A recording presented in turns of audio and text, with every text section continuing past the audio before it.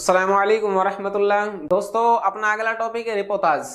देखिए, रिपोर्टाज का मतलब होता है कि किसी भी चीज का आंखों देखा हाल बयान करना, ये रिपोर्टाज का मतलब होता है। जैसे कृष्णचंद्र वगैरह ने रिपोर्टाज बयान किए, एक पौधे के नाम से रिपोर्टाज लिखी, जो तरक्की पसंद मुसन्निफिन की कॉन्फ्रेंस हुई थी, उस कॉन्फ्रेंस को उन्होंने पौधे के नाम से रिपोर्टाज लिखी।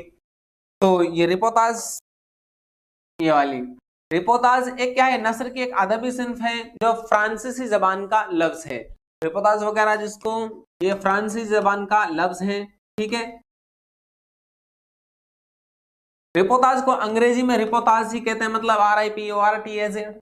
ये रिपोर्टाज ही होते हैं। रिपोर्ट, रिपोर्ट के माने होते हैं रूदाद या खबर, ठीक है। उसे हिंदी में इसको कहते हैं प्रतिवेदन रिपोर्ट को, ठीक है, रूदाद या खबर बयान करना। तो यही क्या रिपोर्ट के माना होते हैं। किसी हकीकी वाकये की खबर या रिपोर्ट इस तरह तैयार की जाए कि उसमें अफसाने का अंदाज पैदा हो जाए, उसमें क्या हो जाए, अफसाने का अंदाज पैदा हो जाए, वो रिपोर्टाज कहलाता है। बकौल सरदार जाफरी, जैसे सरदार जाफरी साहब कहते हैं कि रिपोर्टाज सहाफत और अफसाने के दरमियान की कड़ी है। ये इंपॉर्टेंट लाइन है। जो कोटेशन वगैरह होती हैं, डेफिनेशन वगैरह जो होती हैं, एक दूसरे के जो कौलो अकवाल होते हैं, ये अक्सर एग्जाम में पूछ ले जाते हैं। इन्होंने कहा है कि रिपोर्टाज सहाफत और अफसाने के दरमियान की कड़ी है। सहाफत का मतलब यही होता है, अखबार वगैरह जो होते हैं ना, पत्रकारिता, तो इसे ही कहते हैं सहाफत, ठीक है ना। सहाफत किसे कहते हैं, पत्रकारिता को कहते हैं सहाफत। तो सरदार जाफरी कहते हैं कि सहाफत और अफसाने के दरमियान की कड़ी कौन सी है, रिपोर्टाज है। किसने कहा, सरदार जाफरी ने, अच्छे से याद कर लेना। प्रोफेसर सईद एहतशाम हुसैन साहब कहते हैं कि हम रिपोर्टाज को वाकयात की अदबी और मुहाकाती रिपोर्ट कह सकते हैं, ठीक है ना।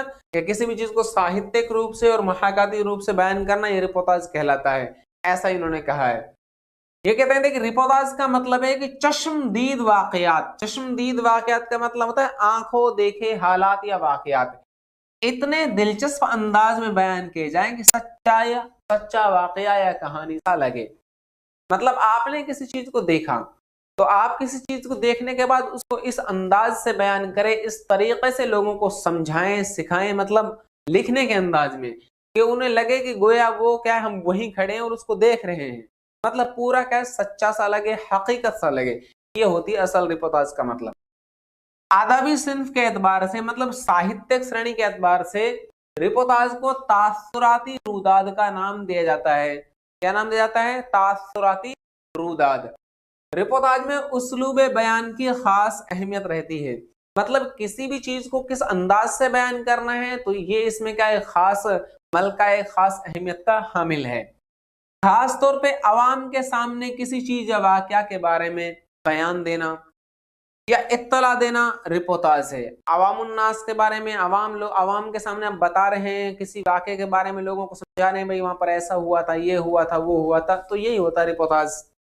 रिपोर्टाज भी एक रूदाद और इत्तलानामा ही होता है, लेकिन इसकी हैसियत एक अदबी सिन्फ की है। किसकी है, इसने क्या एक अदबी सिन्फ इख्तियार कर ली। जिस तरह दूसरी अदबी सिन्फ होती है ना, नाविल है, ड्रामा है, अफसाना है, दास्तान है, उसी तरह ये भी क्या है, एक अदबी सिन्फ के एतबार से उर्दू अदब में शामिल हो गया है। रिपोर्टाज में किसी तकरीब या अदबी कॉन्फ्रेंस या मुज़ाकरे या जलसे की कार्रवाई की रुदात बयान की जाती है।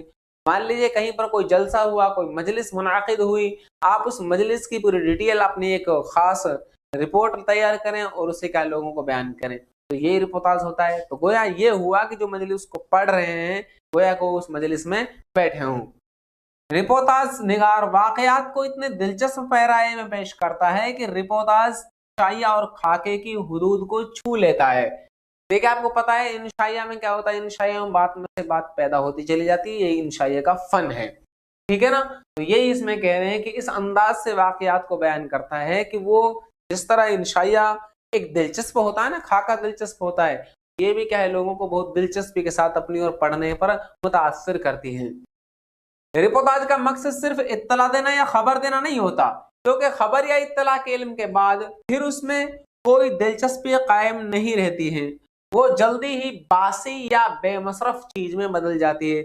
जब मान लीजिए कोई खबर मिल गई किसी चीज के बारे में, आपको पता चल गया कि भाई इसमें क्या चीज बयान की जा रही है, तो फिर वो बासी, बेमसरफ, बेमकसद चीज हो गई, ठीक है।